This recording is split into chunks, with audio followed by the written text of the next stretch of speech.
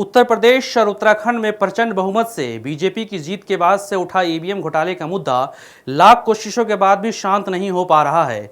चुनाव आयोग भले ही अपनी तरफ से लाख सफाई दे दे कि ईवीएम के साथ छेड़छाड़ नहीं हो सकती है, लेकिन एक बार फिर राजस्थान के धौलपुर में ऐसी शिकायत मिली है जिसको लेकर न सिर्फ कांग्रेसी नेताओं ने हंगामा किया बल्कि चुनाव आयोग की विश्वसनीयता पर भी सवाल उठाए।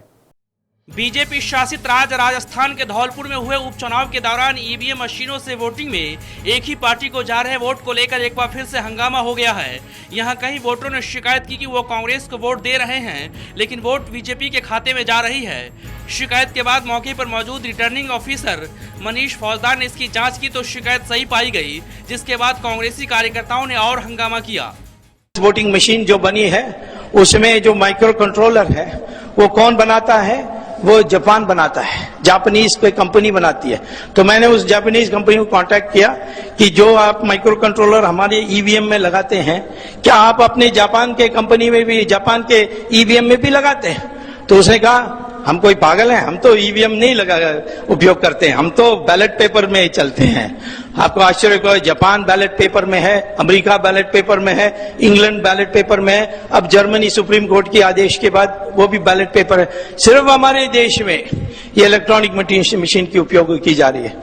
तब भी जब मैंने कोर्ट में केस डाली तो हाई कोर्ट ने पूछा मुझसे कोई ऐसा आप सुझाव दे सकते हैं कि मशीन का भी उपयोग हो और धांधली भी ना हो।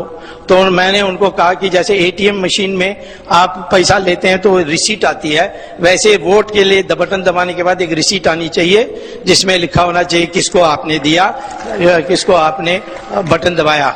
ईवीएम घोटाले का ताजा मामला धौलपुर में सामने आने के बाद एक बार फिर विपक्षी पार्टियों के नेताओं ने बीजेपी और चुनाव आयोग को लेकर सोशल मीडिया पर जमकर भड़ास निकाली। दिल्ली के सीएम अरविंद केजरीवाल और डिप्टी सीएम मनीष सिसोदिया ने आशंका जताई कि अगर ऐसा है तो क्या दिल्ली का एमसीडी चुनाव निष्पक्ष होगा। साथ ही केजरीवाल ने चुनाव आयोग से सवाल किया कि आयोग इन मशीनों की टेक्निकल जांच क्यों नहीं कराता, केवल मशीन क्यों बदला जा रहा है, ऐसे में चुनाव का क्या मतलब है। राजनीतिक पार्टियों की माने तो ईवीएम घोटाला कर चुनाव आयोग बीजेपी को मदद कर रहा है। अगर ऐसा नहीं है तो फिर बीजेपी खुद आगे बढ़कर ईवीएम घोटाले की जांच की मांग क्यों नहीं करता है। कुछ तो बात है जो छिपाया जा रहा है, वरना यूं ही कोई खामोश नहीं रहता। दूसरी तरफ बीजेपी खुले तौर पर बोलने से बच रही है ताकि इस पर कुछ ना कहा जाए। बाकी खबरों के लिए आप देखते रहिए नेशनल दस्तक।